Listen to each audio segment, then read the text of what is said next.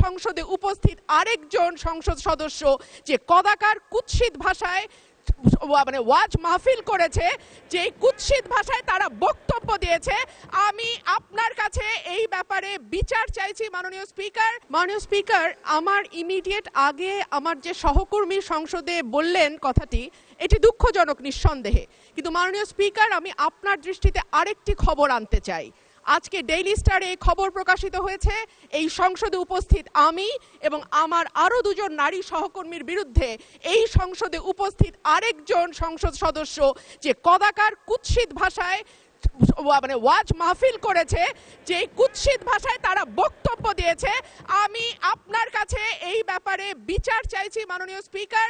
আপনি বিষয়টি সংসদে দৃষ্টি আকর্ষণ করছি, আপনি বিষয়টিকে দেখবেন। ধন্যবাদ মাননীয় speaker.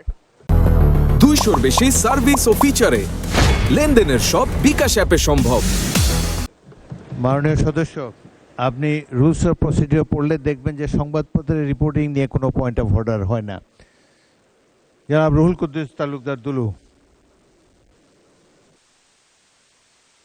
Thank you speaker sir, আপনাকে ধন্যবাদ। মাননীয় স্পিকার স্যার, আমি আপনার মাধ্যমে দৃষ্টি আকর্ষণ করছি, আজকে প্রত্যেকটা পত্রিকায় লিড নিউজ, মানবজমিন, প্রথম আলো থেকে শুরু করে প্রত্যেকটা পত্রিকায় ইলিয়াস আলী গুম নিয়ে বিস্ফোরক তথ্য। মাননীয় স্পিকার, আমি আজকে মানবজমিনের হেডলাইন, ইলিয়াস আলী গুম নিয়ে বিস্ফোরক তথ্য, বনানী থেকে তুলে নেওয়া হয় র্যাব 1 সদর দপ্তরে, লাশ ফেলা হয় ধলেশ্বরীতে।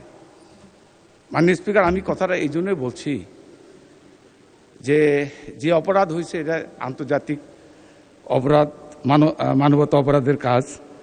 তো আমি আপনার দৃষ্টি আকর্ষণ করছি এই জন্যই, আপনি জানেন ইলিয়াস আলী আপনার সহকর্মী ছিল, আমার বন্ধু ছিল, তার সাথে অনেক স্মৃতি জড়িত। আজকে যদি ইলিয়াস বেঁচে থাকতো, এখানে যারা আমরা এমপি বা সংসদ সদস্য, আমরা সবাই কিন্তু একসঙ্গেই এই পার্লামেন্টে থাকতাম। মাননীয় স্পিকার, তো আমরা পত্রিকার মাধ্যমে যেটুকু জেনেছি, 2012 সালের 17ই মার্চ থেকে 20 মার্চের মধ্যে ইলিয়াসকে হত্যা করা হয়েছে। হত্যা করে তাকে এই ধলেশ্বরী নদীতে ফেলে দেওয়া হয়েছে। মাননীয় স্পিকার, আমার প্রশ্ন হচ্ছে ওই জায়গায় যে কত মানুষ নিষ্ঠুর হলে এই কাজটা করতে পারে। আমার মনে হয় পৃথিবীর সমস্ত ইতিহাস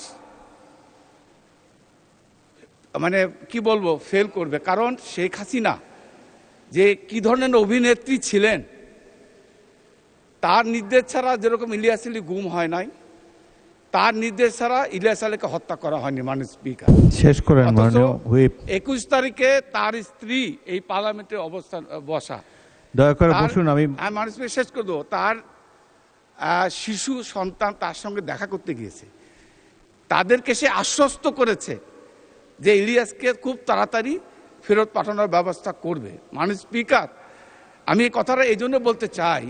থ্যাংক ইউ হুইপ।